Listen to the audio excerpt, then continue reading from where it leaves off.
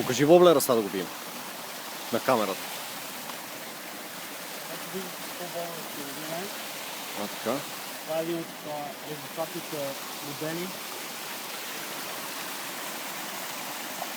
Виждаме какво е развитието. И както виждате, веднага и последва удар.